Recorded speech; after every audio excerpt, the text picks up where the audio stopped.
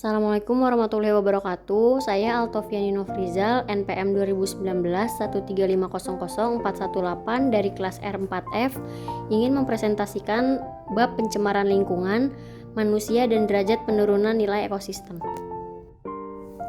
Kegagalan manusia dalam mengelola sumber alam merupakan suatu malapetaka yang akan menimbulkan masalah yang pelik.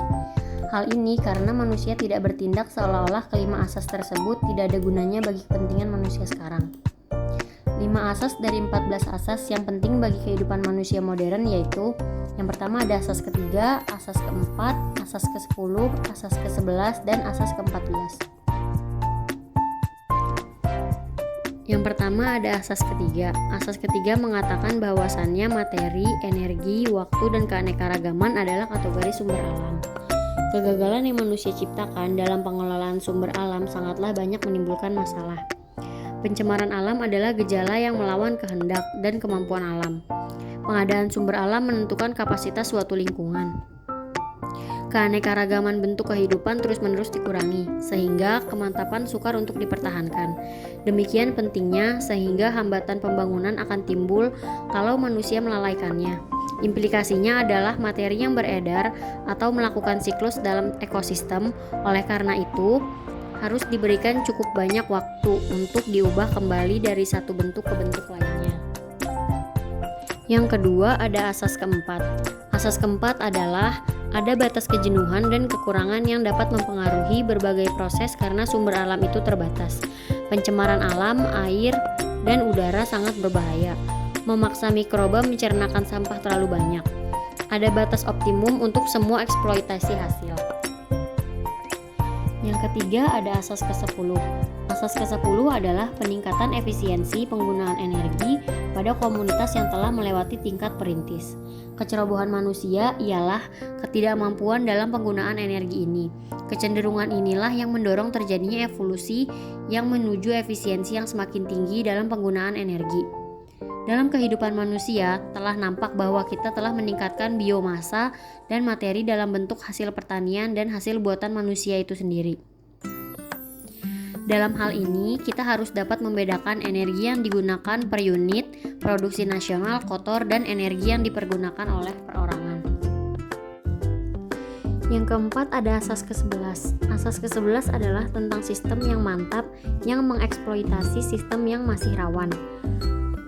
Kota yang lengkap dengan administrasi, pelayanan, kebudayaan, industri, keadaan sosial ekonomi yang mantap, dan keanekaragaman menyerap daerah sekitarnya.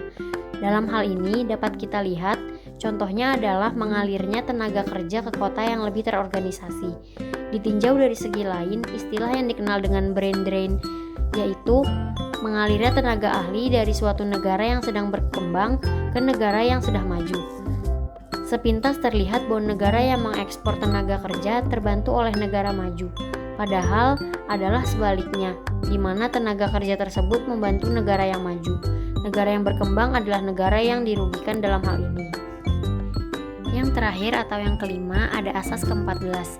Asas ke-14 adalah pola keteraturan kenaikan dan penurunan populasi tergantung pada jumlah keturunan alam sejarah populasi sebelumnya dan akan mempengaruhi populasi itu. Asas ini memberikan kesan perlambatan yang beroperasi dalam sebuah populasi, menghasilkan momentum yang kuat dan pola yang menentukan kenaikan serta penurunan populasi. Pencemaran alam dan penurunan nilai ekosistem tempat manusia hidup ini merupakan akibat terlalu cepat meningkatkan daya penggunaan energi melalui ekosistem manusia itu. Salah satu usaha untuk mengatasinya adalah dengan mengurangi penggunaan energi sambil mensiklus materinya sesuai dengan kemampuan alam melakukannya. Populasi tumbuh di luar batas kemampuan untuk menahan, kecuali jika manusia dapat menggunakan kekuatan yang tersimpan dalam nilai peradaban. Manusia telah dikuasai oleh kesan perlambatan ini, sehingga kenyataan bahwa bangsa yang masih berkembang mempunyai kenaikan populasi yang tinggi daripada negara yang sudah maju peradabannya.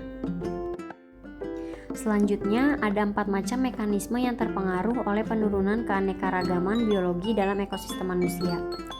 Yang pertama, pengaruh penyederhanaan keanekaragaman biologi terhadap hama dan penyakit. Yang kedua, ada pengaruh monokultur terhadap kemantapan ekonomi. Yang ketiga, pengaruh penyederhanaan keanekaragaman biologi terhadap habitat yang tak subur atau terlalaikan. Yang terakhir, ada pengaruh kurangnya keanekaragaman ekonomi terhadap strategi ekonomi di kota. Dua mekanisme yang mengarahkan manusia untuk terus berkembang. Mekanisme ini merupakan hasil tindakan dari dua gejala itu, yaitu daya kesuburan pada wanita yang terjadi pada wanita muda dan proporsi manusia muda pada populasi yang sedang tumbuh akan terus bertambah baik. Proses yang dapat membantu membatasi kecenderungan populasi yang meningkat dewasa ini adalah perkembangan yang terjadi pada perekonomian.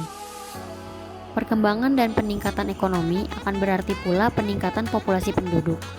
Kalau sumber alam menjadi berkurang dan kesan pencemaran alam meningkat, ekonomi bukanlah lagi faktor yang menentukan pertumbuhan manusia.